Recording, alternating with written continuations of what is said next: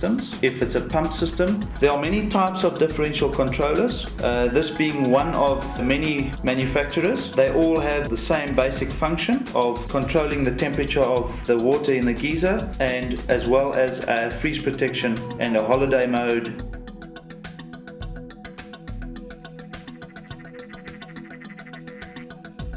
South Africa is in the southern hemisphere.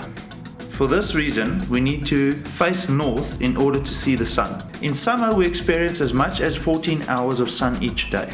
In winter, we can experience as little as 7 hours. The idea for the best all year round performance is to install the system for optimum winter performance. The best way to install the collector for winter would be to face the collector true north and at a tilt of the angle of latitude of the area plus 15 degrees from the horizontal. This can be as much as 49 degrees. If it is impossible to face the collector true north, it is advisable to drop the angle of the collector for better performance.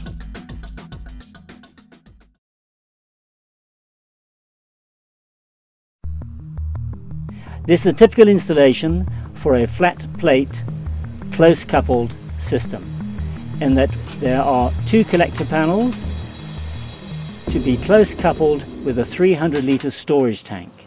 The storage tank is not unlike a normal electric geyser in that it has an element and a thermostat in to be used when there is very little sun.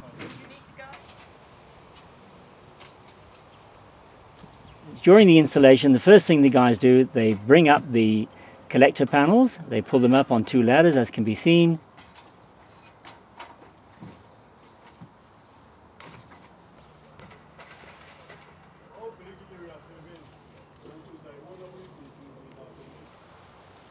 They lay them on the roof, and the next thing they'll be doing is bringing the tank up.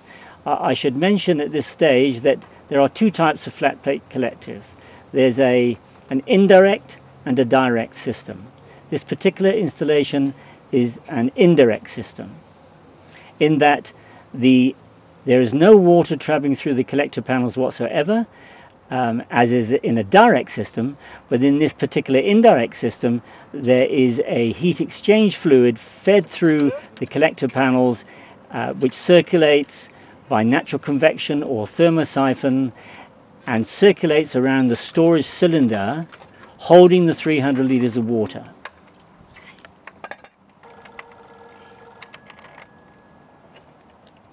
The guys at this stage are preparing the installation for the collector panels. Someone is already in the roof draining down the geysers, because in this particular house there were two conventional electric geysers.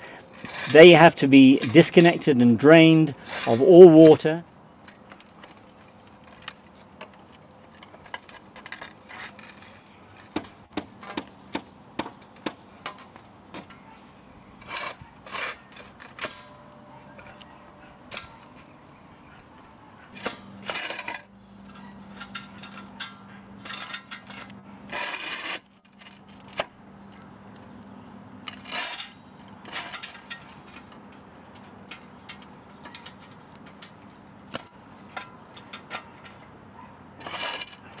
There's the guy coming out of the roof there now. He's completed his draining down of the geysers, and the two geysers that were in the house are now two empty vessels in the roof, disconnected, and will cause no harm to the home whatsoever. They're just empty tin cans.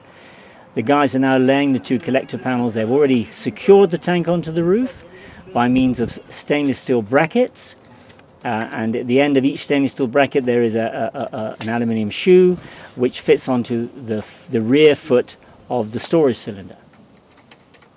They're now connecting everything together. Everything comes with a kit whereby the interconnecting pipes, they all come in an installation kit. They make nothing on site. The panels are covered during this operation because you don't want the heat exchange fluid to start heating up until they've completely installed the solar water heater.